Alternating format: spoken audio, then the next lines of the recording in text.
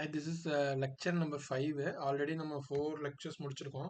இந்த 4 lecturesல பார்த்தீங்கன்னா நம்ம பேசிக்காக நமக்கு என்ன தேவையோ தெர்மோடைனமிக்ஸ்க்கு என்ன தேவையோ அதோட காமன் இன்ட்ரடக்ஷன் படிச்சிருக்கோம். இப்போ என்ன பார்க்குறோம் அப்படின்னா இந்த வீடியோவில் நம்ம என்ன பார்க்க போகிறோம் அப்படின்னா எனர்ஜி இன்ட்ராக்ஷன். ஆல்ரெடி நம்ம எனர்ஜின இன்ட்ராக்ஷன் என்னன்னு பார்த்துருக்கோம். எனர்ஜினா என்னது அப்படின்னா ஒர்க்கு ஹீட்டு ரெண்டுமே வந்து எனர்ஜி. இது நம்ம ஆல்ரெடி பார்த்துருப்போம். ஒர்க் வந்து எப்படி சொல்லுவோம் அப்படின்னா W. ஸோ எனர்ஜி அப்படிங்கும்போது பார்த்தீங்கன்னா தெர்மோடைனமிக்ஸை பொறுத்த வரைக்கும் ஒர்க்கும் எனர்ஜி தான், ஹீட்டும் எனர்ஜி தான். இப்போ இது ரெண்டுமே பார்த்தீங்கன்னா ஒர்க்னு தனியாக சொல்ல மாட்டாங்க, ஒர்க் ட்ரான்ஸ்ஃபர்னு சொல்லுவாங்க. அதே மாதிரி ஹீட்டுன்னு தனியாக சொல்ல மாட்டாங்க, ஹீட் ட்ரான்ஸ்ஃபர்னு சொல்லுவாங்க. ஸோ இதை வச்சு பார்க்கும்போது என்ன அப்படின்னா இதுதான் என்னோட சிஸ்டம் அப்படின்னா இங்கேருந்து எனக்கு வெளியே இந்த அவுட்டர் பார்டர் இருக்குல்ல, இதுதான் வந்து என்னோட பவுண்டரி.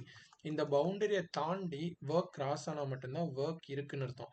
உள்ளுக்குள்ளேயே இருந்துச்சு அப்படின்னா ஒர்க் இல்லை. சேம் வே இப்போ இதுலேருந்து ஹீட் வெளியே போகுது, இல்லை ஹீட் உள்ளே வருது, பவுண்டரியை கிராஸ் பண்ணும்போது பவுண்டரியை கிராஸ் பண்ணால் மட்டும்தான் அது வந்து ட்ரான்ஸ்ஃபர்னு சொல்லுவாங்க, ஹீட் ட்ரான்ஸ்ஃபர்.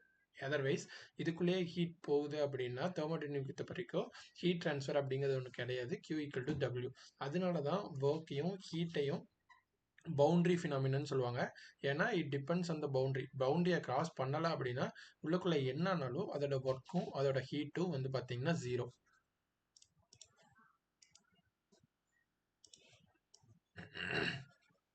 இப்போ நம்ம இந்த வீடியோவில் வந்து ஒர்க் ட்ரான்ஸ்ஃபரை வந்து டீட்டெயில்டாக பார்க்கலாம். ஸோ ஒர்க் ட்ரான்ஸ்ஃபர் தெர்மோடைனமிக்ஸை பொறுத்த வரைக்கும் இப்போ வந்து நமக்கு ஒரு சிஸ்டம் இருக்குது அப்படின்னா, இப்போ நம்மகிட்ட ஒரு சிஸ்டம் இருக்குது. இந்த சிஸ்டம்க்கு நம்ம வந்து ஒர்க்கை எடுக்கிறோம். லைக் ஃபார் எக்ஸாம்பிள் இதுலேருந்து எனக்கு ஒரு ஒர்க் கிடைக்குது அப்படின்னா இந்த ஒர்க் அவுட்புட் வந்து நம்ம என்ன சொல்லுவோம் அப்படின்னா தெர்மோடைனமிக்ஸில் வந்து பாசிட்டிவ்னு சொல்லுவோம். சப்போஸ் நான் வந்து இதுக்கு வந்து ஒர்க்கு கொடுக்குறேன் அப்படின்னா இது வந்து work input for the system, அப்போ இது வந்து நெகட்டிவ்னு சொல்லுவோம்.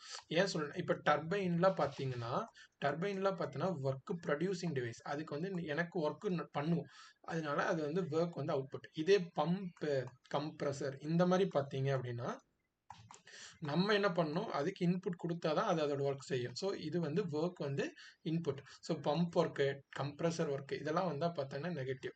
இங்கே டர்பைன் ஒர்க் பார்த்தீங்கன்னா பாசிட்டிவ். இதுதான் நம்மளோட சிஸ்டம். ஸோ சிஸ்டம்க்கு வெளியே இன்புட் வந்துச்சு அப்படின்னா ஒர்க் இன்புட், அவுட்புட் போன ஒர்க் அவுட்புட், ஒர்க் அவுட்புட்னா பாசிட்டிவ், ஒர்க் இன்புட்னா நெகட்டிவ்.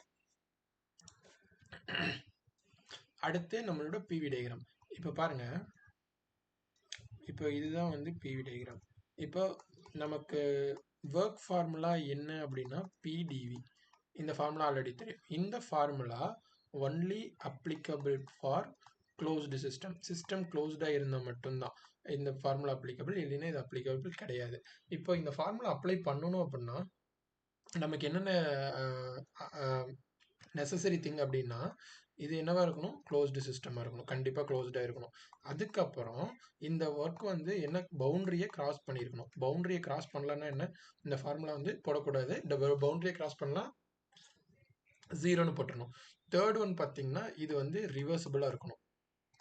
ரிவர்சபிளாக இல்லை அப்படின்னா இந்த கேஸ் அப்ளை பண்ண முடியாது. ஃபார் எக்ஸாம்பிள் இப்போ வந்து நமக்கு வந்து இப்படி ஒரு கர்வ் வருதுன்னு வச்சுக்கலாம்.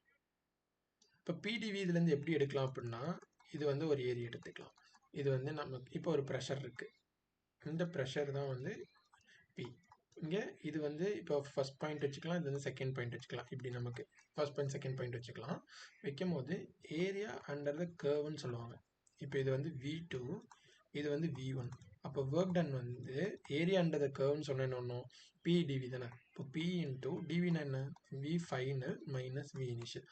இதுதான் வந்து நம்மளோட ஒர்க் டனோட ஃபார்முலா.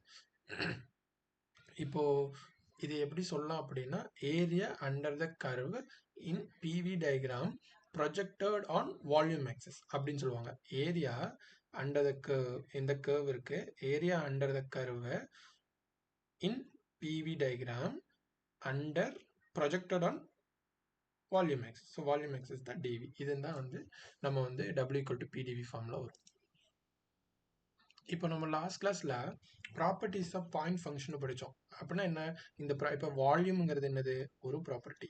ப்ரெஷருங்கிறது என்னது, ஒரு ப்ராப்பர்ட்டி. அதை நான் என்ன பண்ணியிருக்கேன், பாயிண்ட்டாக வச்சு ஃபிக்ஸ் பண்ணியிருக்கேன். ஸோ இது என்னது பாயிண்ட் ஃபங்க்ஷன். இப்போ நாம என்ன டயக்ராம்ல இருக்கோம்? பிவி டயக்ராம்ல இருக்கோம்.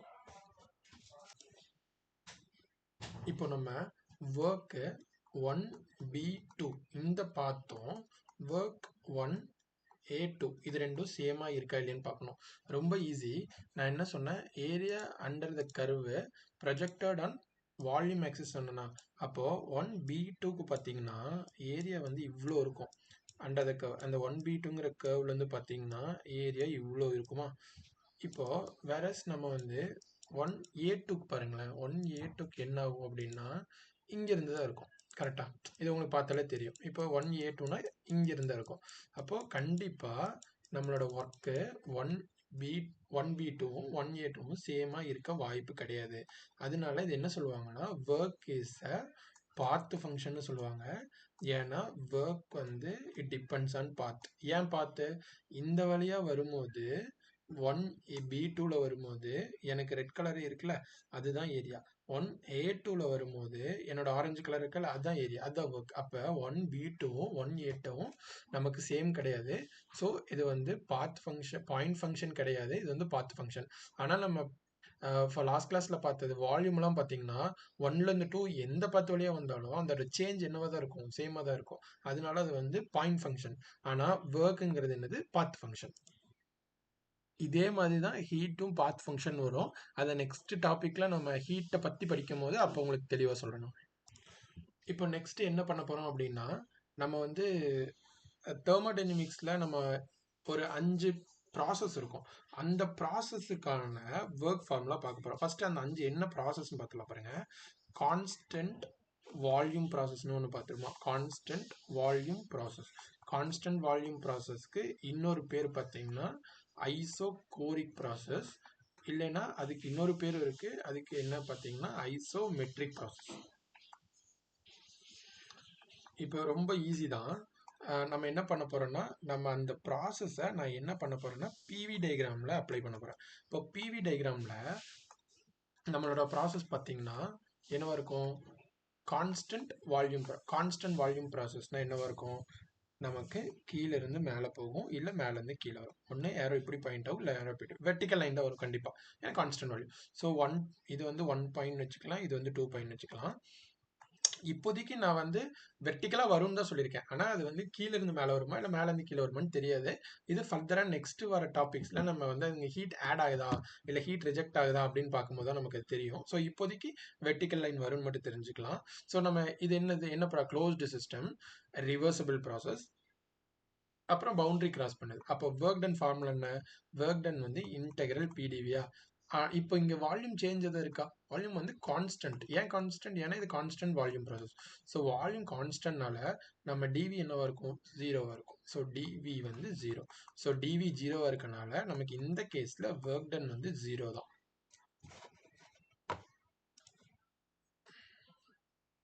இப்போ கான்ஸ்டன்ட் வால்யூம் ப்ராசஸ் பார்த்தாச்சு. இப்போ என்ன பார்க்க போகிறோம் அப்படின்னா கான்ஸ்டன்ட் ப்ரெஷர் ப்ராசஸ் பார்க்கலாம். இப்போ கான்ஸ்டன்ட் ப்ரெஷர்னா அதே ஒன்றும் பிரச்சனை இல்லை. இப்போ நான் வந்து பிவி டயக்ராம் வரைகிறேன். பிவி டயக்ராமில் ப்ரெஷர் கான்ஸ்டண்ட்டாக இருக்கணும் அப்படின்னா கண்டிப்பாக லைன் எப்படி இருக்கணும்? உங்களுக்கு பார்த்தாலே தெரியும்.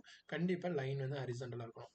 ஆனால் அந்த ஹரிசாண்டலாக இருக்கிறது லெஃப்ட்லேருந்து ரைட்டு போகுமா இல்லை ரைட்லேருந்து லெஃப்ட் போகுமான்னு தெரியாது. சேம் திங் தெரியாது. அது எனக்கு எப்போ தெரியும்னா ஹீட் ட்ரான்ஸ்ஃபர் எப்படி நடக்குதுன்னு அப்போ தான் தெரியும். இப்போ நான் என்ன பண்ணுறேன்? அதே ஃபார்முலா W வந்து என்னது? Integral PDV. இப்போது இங்கே எனக்கு என்ன constant? Pressure constant. So pressure வெளியே எடுத்துகிட்டு டிவின்னு வருமா? அப்போது P இன்ட்டு டிவின்னு என்ன? ஃபைனல் வால்யூம் என்னங்க? இனிஷியல் வால்யூம் வந்து V1, ஃபைனல் வால்யூம் வந்து V2. ஃபார் எக்ஸாம்பிள் லெஃப்ட்லேருந்து ரைட் போகணும்னு வச்சுக்கிறேன். இப்போ V2 அப்போ என்ன வரும்? V2 minus V1. இதுதான் வந்து volume formula for constant pressure process. மறுபடியும் நம்ம இங்கேயும் பார்க்கலாம். பார்த்தீங்களா? ஏரியான்றத கர்வு தானே சொல்லணும். இப்போ இங்கே ஏரியான்றது கர்வ் என்ன? இந்த 1லேருந்து 2 வரைக்கும் இந்த ஏரியான்றது கர்வ் இருக்குல்ல, இதுதான் நம்ம ஆல்ரெடி பார்த்த P இன்ட்டு இது வந்து P ப்ரெஷர் இன்ட்டு, ஏன்னா P1 P2 சேம் தான். So P into TV area வந்து இங்கே ஏரியா இருக்கா? ஏரியான்றது கர்வ் இருக்கா? ஏன்னா அது வெர்டிக்கல் லைன். ஸோ இங்கே கண்டிப்பாக இது கீழே இந்த கர்வுக்கு கீழே ஏரியா இருக்காது. ஏரியா இல்லாதனால அதை டேரெக்டாக நம்ம பார்த்தாலே இந்த ஃபார்முலாலாம் போட வேண்டாம். நம்ம டேரெக்டாக W வந்து 0ன்னு போட்டுக்கலாம். இப்போ இந்த கேஸில் நான் W என்ன பண்ணலாம்? P இன்ட்டு டிவின்னு போடலாம். டிவின்னு என்ன? V2 minus V1.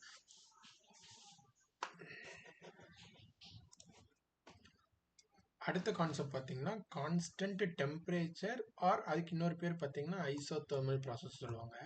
இது என்ன அப்படின்னா, டெம்பரேச்சர் வந்து த்ரூ அவுட் த ப்ராசஸ் வந்து டெம்பரேச்சர் வந்து கான்ஸ்டன்ட்டாக இருக்கும் இந்த ப்ராசஸில். இப்போது நம்ம இந்த பிவி டயக்ராமில் நமக்கு throughout the process temperature கான்ஸ்டன்ட்டாக இருக்கும். இப்போ நமக்கு பார்த்தீங்கன்னா கர்வ் வந்து இப்படி வரும். இப்போ இந்த இதுலேயே ஒரு கர்வ் வரும். நெக்ஸ்ட் ப்ராசஸ் அப்படின்னு பார்த்தீங்கன்னா அடியபேட்டிக்லி கர்வ் வரும். அதை என்னன்னு எக்ஸ்பிளைன் பண்ணுறேன்.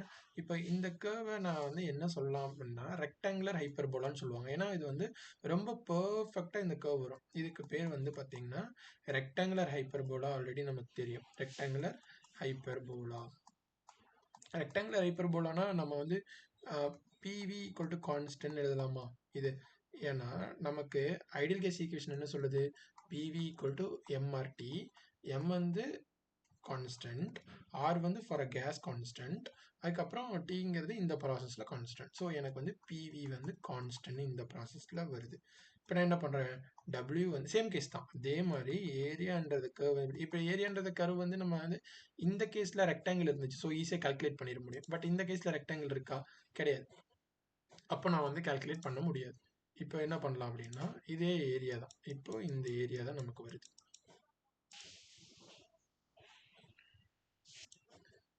இப்போ பாருங்க, ஆல்ரெடி எக்ஸ்பிளைன் பண்ணேன். டபிள்யூ வந்து integral PdV, integral PV equal to constant. இதிலிருந்து நம்ம என்ன பண்ணுறோம்? பி எடுத்தால் என்ன வரும்? P equal to C by we.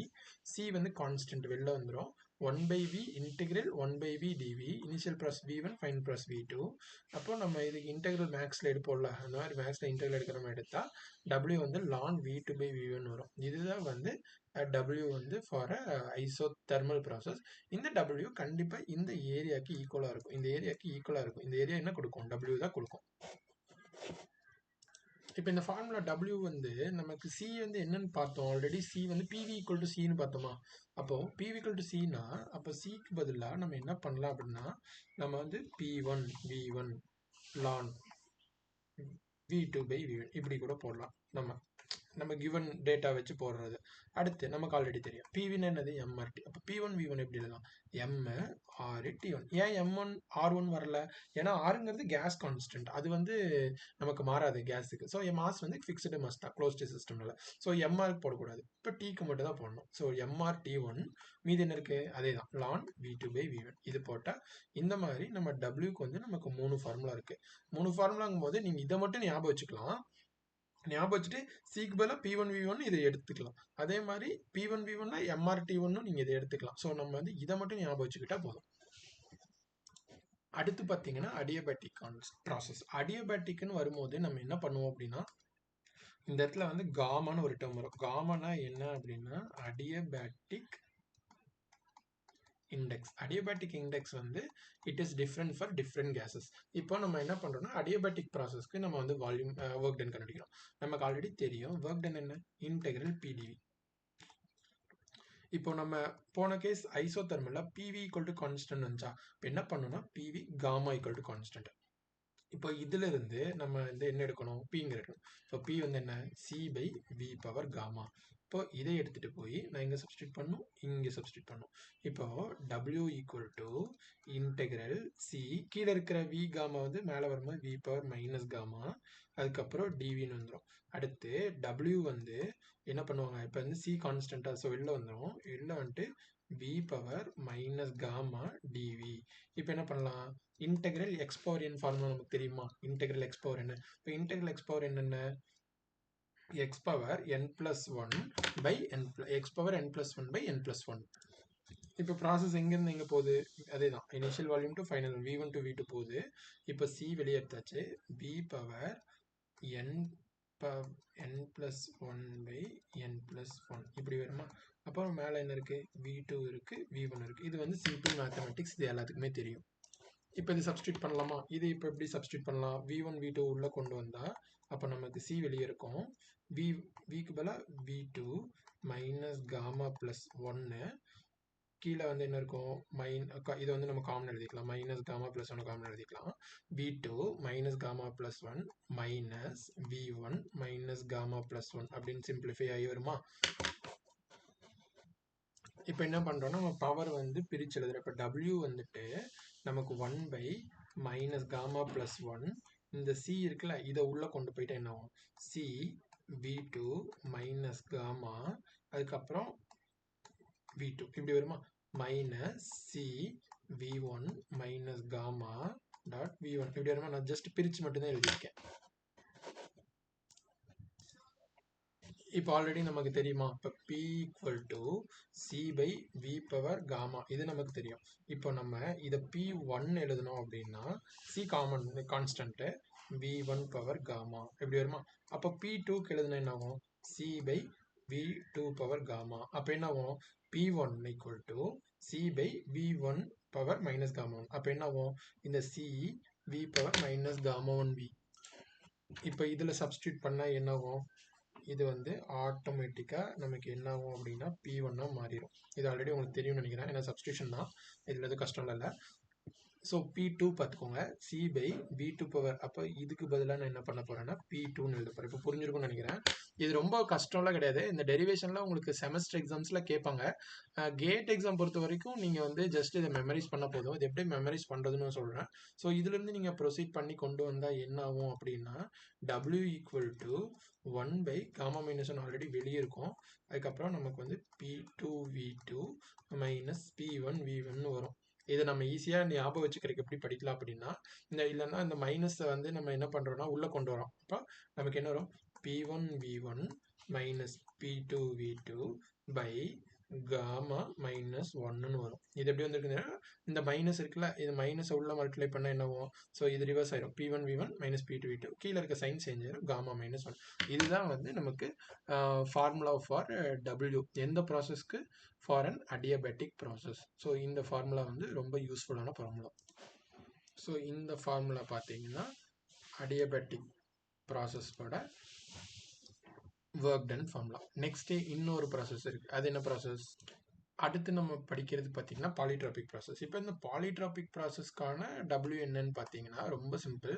நம்ம இப்போ வந்து அடியபேட்டிக் பார்த்தோம்ல, P1 V1 minus P2 V2. கீழே என்னாச்சு? Gamma minus 1. காமான்னு என்ன? Adiabatic index. இப்போ நம்ம என்ன பண்ணுறோம்னா பாலிட்ராபிக் இண்டெக்ஸ் போடுறோம். காமா வந்த இடத்துல n வரும், அவ்வளோதான். இதுக்கும் வேறு எந்த டிஃப்ரென்ஸுமே கிடையாது. ரொம்ப சிம்பிள். இப்போ இந்த ஃபார்முலா இப்போ உங்களுக்கு இதோட கேர்வும் இப்போ இந்த இதுக்கு நம்ம வந்து கேர்வ் எப்படி வந்திருக்கும்? அடியபேட்டிக்கு அதே பிவி டயக்ராமில் ஒரு கேர்வ் வந்திருக்கும். கரெக்டாக இதே கேர்வ் வந்துடும். ஏரியான்றது கர்வ் தான் கொடுத்துருக்கோம். ஓகே, இது வந்து என்னது? PV power gamma equal to constant. இந்த கேர்வ் வந்து இப்படி தான் சொல்லுவோம். நெக்ஸ்ட் பார்த்தீங்கன்னா இப்போ இங்கே என்ன பண்ணுறோம்? அதே ஃபார்முலா தான், அதே மாதிரி தான் பிவி டயக்ராம் இருக்குது. ஸோ பிவி டயக்ராமில் ஒரு கேர்வ் வரும். இது வந்து PV power n is equal to constant. இப்போ உங்களுக்கு ஒரு டவுட் வரும், சரி எல்லாமே கேர்வாக தான் இருக்குது, அப்போ அந்த கேர்வை வச்சு பார்த்து நம்மளால எப்படி வந்து அது என்ன ப்ராசஸ்ன்னு கண்டுபிடிக்க முடியும் அப்படிங்கிற டவுட் வந்திருக்கும். ஏன்னா பார்த்தீங்கன்னா பாலிட்ராபிக்லேயும் கேர்வ் தான் வருது, அடுத்து நம்ம அடியபேட்டிக்லேயும் கேர்வ் தான் வருது, அப்புறம் நம்ம கான்ஸ்டன்ட் டெம்பரேச்சர் ஐசோதெர்மல்லையும் கேர்வ் தான் வருது. இந்த மூணு தவிர மீது ரெண்டும் வெர்டிக்கல் அண்ட் ஹரிசாண்டல். இது நமக்கு கன்ஃபியூஸ் ஆகாது. ஆனால் கான்ஸ்டன்ட் டெம்பரேச்சர் கன்ஃபியூஸ் ஆகும், அடியபேட்டிக் கன்ஃபியூஸ் ஆகும், பாலிட்ராபிக் கன்ஃபியூஸ் ஆகும். இப்போ நம்ம இது என்ன பண்ண போகிறோம் அப்படின்னா எல்லா ப்ராசஸோட பிவி டயக்ராமும் நான் ஒரே ஒரு பிவி டயக்ராமில் நான் லிஸ்ட் பண்ண போகிறேன். அதை பார்த்தீங்கனாலே உங்களுக்கு வந்து ஒரு ஐடியா கிடச்சிரும். இப்போ பாருங்கள், இது வந்து பிவி டயக்ராம். நம்ம 5 ப்ராசஸையும் நம்ம வந்து இதுக்குள்ளே கொண்டு வர போகிறேன். நம்ம இனிஷியலாக பார்த்தீங்கன்னா எக்ஸ்பேன்ஷன் ப்ராசஸ், எக்ஸ்பேன்ஷன் இதை வச்சு நம்ம இந்த டிராயிங் பார்த்தீங்கன்னா எக்ஸ்பேன்ஷனுக்கு படிக்கிறோம். இதே நம்ம கம்ப்ரெஷனுக்கும் படிப்போம். ஸோ ஃபர்ஸ்ட் எக்ஸ்பேன்ஷன் பார்ப்போம். இனிஷியலாக நமக்கு வந்து என்ன ஆகும்? ஒரு ஹரிசாண்டல் லைன் ப்ராசஸ்ஸு, ப்ரெஷர் வந்து கான்ஸ்டன்ட் ப்ராசஸ், இது நமக்கு டவுட் வராது. அடுத்து ஒரு வெர்டிக்கல் லைன், இந்த லைன் என்ன பண்ணும்? Volume constant. ஸோ இங்கே வந்து இங்கே என்ன கான்ஸ்டன்ட் அப்படின்னு பார்த்தீங்கன்னா வால்யூம் வந்து கான்ஸ்டன்ட். மூணாவது நமக்கு 3 கர்வ் வருமா? ஸோ இந்த 3 கர்வை நான் 3 டிஃப்ரெண்ட் கலரில் வரைகிறேன். ஃபஸ்ட்டு ஒரு கர்வ் வந்திருக்கு, செகண்டு இன்னொரு கர்வ் வந்திருக்கு, அதுக்கப்புறம் இன்னொரு கர்வும் போடுவோம் நம்ம. இப்போ 3 கர்வ் போட்டோம். இப்போ இந்த 3 கர்வும் எதோட ஸ்லோப் அதிகம்? இதோட ஸ்லோப் அதிகம். ஸ்லோப்னா என்ன அப்படின்னா, இப்போ உங்களுக்கு வந்து ஸ்லோப் சப்போஸ் புரியல அப்படின்னா, ஸ்லோப்னா என்ன? இப்போ நம்ம இடத்துல நம்ம இப்போ வந்து ஒரு ஹில்ஸ் போறோம் அப்படின்னா, ஸ்லோப் வந்து ஹில்ஸ்ல வந்து அதிகமா இருக்கும். அப்போ எவ்வளோக்கு எவ்வளோ சீக்கிரம் அப்போ கீழே வருதோ அப்பதானே ஸ்லோப் அதிகம். இப்போ இது பாருங்களேன் ரொம்ப ஸ்லோவா சரிஞ்சு வரும். ஆனா இந்த கிரீன்ல நம்ம சரிக்கு வந்தா என்ன ஆகும்? சீக்கிரம் வந்துரும். அப்போ இது ஸ்லோப் அதிகமா இருக்கனால தான் நம்ம அது மேலேருந்து கீழே சீக்கிரம் வரும். அப்போ இதோட ஸ்லோப் அதிகம். இப்போ நம்ம இது என்ன ப்ராசஸ் அப்படின்னா, டெம்பரேச்சர் கான்ஸ்டன்ட். அதுக்கப்புறம் பார்த்தீங்கன்னா பாலிட்ராபிக் இண்டெக்ஸ் இப்போ வந்து சாரி டெம்பரேச்சர் கான்ஸ்டன்ட்டு. அடுத்து வந்து இது என்ன ப்ராசஸ்? Polytropic process. அடுத்து அடியபேட்டிக். ஓகேங்களா? இப்போ அடியபேட்டிக். இப்போ இது இந்த லைனில் வந்து எப்படி சார் வருதுன்னு உங்களுக்கு டவுட் வரும். இப்போ நம்ம ஜென்ரலாக என்ன பண்ணுறோம் அப்படின்னா, PV power K equal to constant நம்ம வந்து எழுதிக்கிறோம். கேங்கிறது ஜஸ்ட் ஒரு கான்ஸ்டன்ட். சரி, பிவி பவர் கே இன்ஸ்டன்ட். இப்போ ஒரு கேஸ் என்ன பண்ணுறோம் அப்படின்னா, நான் வந்து கேக்கு வந்து 0 போட்டால் என்ன ஆகும்? கேக்கு 0 போட்டால் பி பவர் 0 1 ஆயிரும். இப்போ ப்ரெஷர் கான்ஸ்டன்ட். அப்போது இந்த கேஸில் கே வந்து என்னவா இருக்கும்? 0வாக இருக்கும். இப்போ ரிவர்ஸில் யோசிச்சு பாருங்க, கே 0 ரிவர்ஸ் என்ன ஆகும்? கே வந்து இன்ஃபைனைட். அப்போ கே இன்ஃபைனைட் அப்படின்னு சொல்லும் போது நமக்கு என்ன ஆகும்னா, கே வந்து 0 வரைக்கும் இது இன்ஃபைனைட்டாக இருக்குது. கே வந்து இன்ஃபைனைட்டாக இருக்குது அப்படின்னா நமக்கு என்ன ஆகும் அப்படின்னா, இது ஒரு நிமிஷம், கே வந்து that is equal to infinite. இன்ஃபினைட்டாக இருந்ததுன்னா வால்யூம் வந்து கான்ஸ்டன்ட். இப்போ கே இங்கே 0வாக இருக்குது, அடுத்து கே இங்கே என்னவாக இருக்கும்? இன்ஃபினைட்டாக இருக்கும். ஸோ இது வந்து இந்த லைன் வந்து கே இன்ஃபினைட் லைன், இந்த லைன் வந்து கே 0 லைன். இப்போ பாருங்கள், இங்கே 0ல் இருக்குது, இங்கே இன்ஃபினைட். அப்போது இந்த மாதிரி கிளாக் வைஸ் டைரக்ஷனில் வந்து கே இன்க்ரீஸ் ஆகுது. அதுதான மீனிங் நமக்கு. ஏன்னா 0லேருந்து இன்ஃபினைட் வருது. அப்போது இப்போ நீங்கள் யோசிச்சு பாருங்கள், இப்போது PV equal to K equal to கான்ஸ்டன்ட்டா? அப்போது பிவி ஈக்குவல் டு கான்ஸ்டன்ட். அப்போ கே என்ன இருக்கணும்? இப்போ கேக்கு நான் 1 போடுறேன். கேக்கு 1 போட்டால் என்ன ஆகும்னா PV equal to constant. PV equal to constant என்ன? ஐசோதெர்மல். அப்போது இதோட கே பார்த்தீங்கன்னா 1 இருக்கும். இதோட கே என்ன இருக்கும்? 1 இருக்கும். சரி, இன்னொன்று நம்ம எப்பவுமே நமக்கு தெரியும், பாலிட்ராபிக் இண்டெக்ஸ் அந்த பிவி பவர் காமா பார்த்தோம்ல கான்ஸ்டன்ட். பாலிட்ராபிக் அப்படிங்கும்போது சாரி அடியபேட்டிக் காமானா அடியபேட்டிக். ஸோ அடியபேட்டிக் காமா வந்து ஐடியல் கேஸ்க்கு வந்து எப்பயுமே 1.4 தான் இருக்கும். அதில் எந்த சேஞ்சுமே இருக்காது. அடுத்து லாஸ்ட்டாக பார்த்தீங்கன்னா பாலிட்ராபிக். ஸோ பாலிட்ராபிக்கோட என் வேல்யூ எப்படி? PV power n equal constant. இது எப்படி இருக்கும்னா 0லேருந்து ஃபார் எக்ஸாம்பிள் 0 கிடையாது, ஒரு நிமிஷம். இங்கே பாருங்கள், என் வேல்யூ பார்த்தீங்கன்னா வேரிஸ் ஃப்ரம் 1 டு காமா. காமாங்கிறது என்னது? 1.4. ஸோ 1.4ங்கிறது அடியபேட்டிக். 1.4. அப்போ 1க்கும் 1.4க்கும் நடுவில் இருக்கிறது தான் என்னது? பாலிட்ராபிக். அப்போ பாலிட்ராபிக் எங்கே இருக்கும்? 1க்கும் 1.4க்கும் நடுவில் இருக்கும். அதான் 1.3. ட்ரெண்டு பார்த்தீங்கன்னா இங்கே கிளாக் வைஸில் இன்க்ரீஸ் ஆகுதா? 0ல் இருக்குது, இன்ஃபினிட் போகுதா? ஸோ 0 டு இன்ஃபினிட் போகுது. அப்போ 0லேருந்து இது ஆல்ரெடி நம்ம 1 பார்த்தோம். இதுலலாம் கன்ஃபியூஸ் வராது. 0 கன்ஃபியூஸ் வராது, இன்ஃபினிட் வராது, 1 வராது. இந்த 3மே கன்ஃபியூஸ் ஆகும். இந்த 2 மட்டும் கன்ஃபியூஸ் ஆகும். இந்த ட்ரெண்ட் நமக்கு தெரியும், இன்க்ரீசிங் ட்ரெண்டில் தான் இருக்கணும். அப்போ அடியபேட்டிக் காமா 1.4 தெரிஞ்சிருச்சா? அப்போ கண்டிப்பாக இந்த லைன் என்னவாக இருக்கணும்? 1.3. அதுக்கேற்ற மாதிரி தான் ஸ்லோப் வரும். இப்போ இந்த மேல கேஸ் பார்த்தீங்கன்னா எல்லாமே வந்து எக்ஸ்பேண்ட் ஆகிற மாதிரி தான் இருக்கும். ஏன்னா நம்ம வந்து எக்ஸ்பேன்ஷனுக்கு தான் படிச்சிருக்கோம். ஸோ இப்படி இருக்குது. இப்போ நம்ம இங்கே என்ன பார்க்குறோம் அப்படின்னா, நம்ம வந்து கம்ப்ரெஷனுக்கு பார்ப்போம். இப்போ இவ்வளோ நேரம் எக்ஸ்பென்ஷன் பார்த்துச்சு, கம்ப்ரெஷன் பார்ப்போம். கம்ப்ரெஷன் வந்தால் ஒரு மிரர் இமேஜ் மாதிரி அப்படியே ரிவர்ஸ் ஆகும். நீங்களே யோசிச்சு பார்த்தா உங்களுக்கே புரியும். இப்போது வெர்டிக்கல் லைன், இங்கே ஒரு ஹரிசாண்டல் லைன். இப்போது இது என்ன ஆகும் அப்படின்னா, வேல்யூ வந்து கேவோட வேல்யூ வந்து 0வாக இருக்கும். இது வந்து கேவோட வேல்யூ இன்ஃபினிட்டாக இருக்கும். இப்போ அதே மாதிரி தான் நமக்கு எப்படி இன்க்ரீஸ் ஆகணும்? இப்போ கிளாக் வைஸில் இன்க்ரீஸ் ஆகணும்.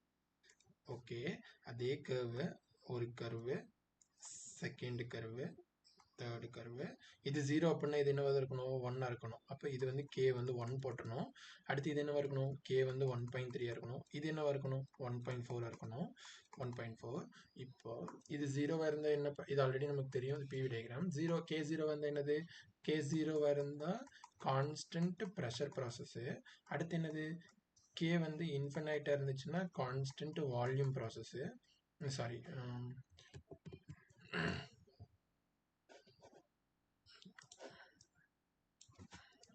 கே இன்ஃபினைட்டாக இருந்ததுன்னா கான்ஸ்டன்ட் வால்யூம் ப்ராசஸ். மூணாவது பார்த்தீங்கன்னா கே ஒன்னா இருந்துச்சுன்னா ஐசோதெர்மல், அது பிவி ஈக்குவல் டு கான்ஸ்டன்ட். நாலாவது வந்து என்னது கே வந்து 1.3, 1.3 இருந்தால் என்ன, அது PV power n equal constant, இது வந்து பாலிட்ராபிக். அஞ்சாவது பார்த்தீங்கன்னா கே ஈக்குவல் டு 1.4, 1.4 என்ன, PV power gamma equal to constant, இது என்னது அடியபேட்டிக் ப்ராசஸ். ஸோ இப்படி தான் வந்து நம்ம வந்து எல்லாத்தையும் பார்த்துக்கணும். இப்போ நீங்கள் வந்து இதுக்கு எக்ஸ்பான்ஷனுக்கு மட்டும் புரிஞ்சுக்கிட்டீங்க அப்படின்னா ஆட்டோமேட்டிக்காக உங்களுக்கு வந்து கம்ப்ரெஷனுக்கு வந்து புரிஞ்சிடும். ட்ரெண்ட் பார்த்தீங்கன்னா எப்படி சொல்கிறேன், இன்க்ரீஸ் ஆகும், 0 இன்ஃபினிட், அப்போ நடுவில் 1 1.3 1.4. அதே மாதிரி பாருங்க, இது 0 இது இன்ஃபினிட், இது நமக்கு தெரியும். அப்போ இது என்ன இருக்கணும் 1, அடுத்து என்ன இருக்கணும் 1.3, அடுத்து என்ன இருக்கணும் 1.4. ஸோ இந்த வேல்யூ போடும்போது நமக்கு வந்து ஃபார்முலா ரெடியூஸ் ஆகும். அந்த ஃபார்முலா தான் இந்த ஃபார்முலா. ஸோ இந்த வீடியோ பிடிச்சிருந்ததுன்னா லைக் பண்ணுங்க. சப்போஸ் உங்கள் ஃப்ரெண்ட்ஸ் யாராவதுக்கு இது யூஸ்ஃபுல்லாக இருந்துச்சுன்னா உங்களுக்கு ஷேரும் பண்ணுங்க. அப்புறம் உங்களுக்கு இந்த மாதிரி கேட் கோர்சஸ் வந்து எங்கள் அகாடமியில் போயிட்டுருக்கு. ஸோ கேட் கோர்சஸ் வந்து உங்களுக்கு நீங்கள் ஜாயின் பண்ண இன்ட்ரெஸ்டடாக இருந்தீங்கன்னா இங்கே மேலே நான் நம்பர் கொடுத்துருக்கேன், இந்த நம்பருக்கு காண்டாக்ட் பண்ணுங்கள். கண்டிப்பாக எல்லா சப்ஜெக்ட்டும் நான் வந்து இவ்வளோ டீட்டெயில்டாக உங்களுக்கு எடுப்பேன். ஸோ நீங்கள் வந்து எக்ஸாம்ஸில் ஸ்கோர் பண்ணுறதுக்கு ரொம்ப ஈஸியாக இருக்கும். ஸோ தயவு செஞ்சு இதை வந்து ஷேர் பண்ணுங்கள். கண்டிப்பாக உங்கள் ஃப்ரெண்ட்ஸ் நிறைய பேருக்கு பெனிஃபிட்டாக இருக்கும். சப்போஸ் இன்னும் வீடியோஸ் ஏதாவது வேணும் அப்படின்னா, நிறைய வேணும் அப்படின்னா கீழே கமெண்ட் பாக்ஸில் கமெண்ட் பே பண்ணுங்கள். நான் இந்த கமெண்ட்ஸை பார்த்துட்டு நான் உங்களுக்கு ரிப்ளை பண்ணுறேன். So thank you so much for வாட்சிங் திஸ் வீடியோ.